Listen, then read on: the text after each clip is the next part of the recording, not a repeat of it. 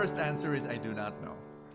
Every time you ask the question about human suffering, on why this person is suffering and why that person is not suffering as much as that person, you go into this whole realm of I do not know.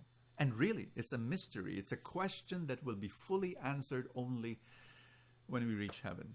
While we're on earth, we cannot answer that question. However, we still can dialogue and we still can discuss and we still can share our thoughts and our guesses and our hunches, and then maybe move towards a direction of understanding that. But here's my point.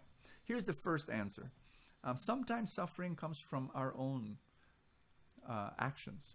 I was in Anawim, our ministry for the abandoned elderly, where we pick up lolas and lolas from the streets. And for the first 3 years, I lived there, setting it up. And I remember I was talking to a lolo that we picked up from the streets. He had emphysema. That means every breath was a struggle. It was severe. It was horrible just watching him. But he said, I don't blame anyone. I blame myself. He said, when I was 13 years old, I started smoking. And then when I was in my 40s, it hit me. I began to have emphysema. He was already there in his 60s, and he was just, it was horrible watching him. So it's possible that it could be a result of your choices and your bad habits. But I know of this other person, a woman, who had lung cancer, never smoked.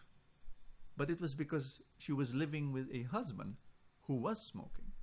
And so you might say, so it was not her fault, it was someone else's fault. So which is number two. Number two is you could be suffering because of the sin of other people. Now, question, is that it? Is that all? That's therefore. But that doesn't completely say, it's another person's fault, because I'll give you an example. I know of people who were raised up by abusive parents. Their childhood was horrific.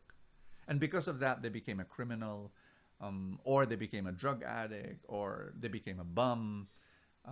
Hitler, they say, if you look at his childhood, he was beaten up as a child, and so partly did that become, therefore he became a monster in Europe.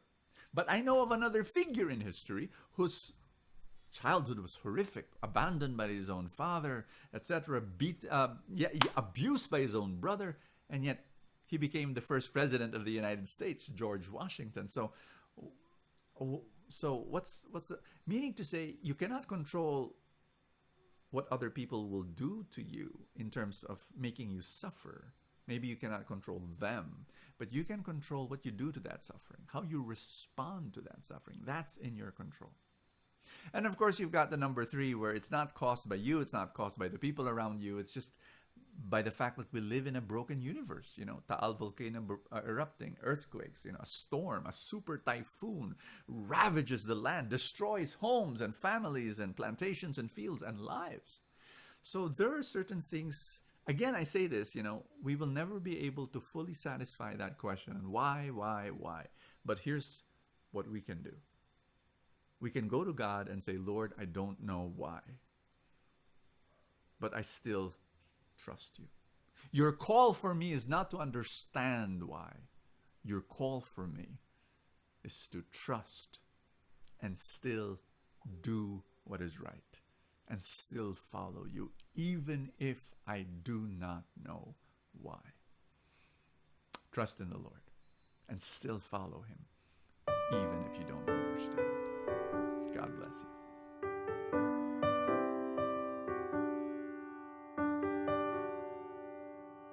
Thank you for watching Soul Food. Don't forget to like, comment, and subscribe. Send your questions over. I hope I can answer them. You can send them through video or just write on the comments section. Thank you so much. This is Bo Sanchez for Soul Food. Always crave for more.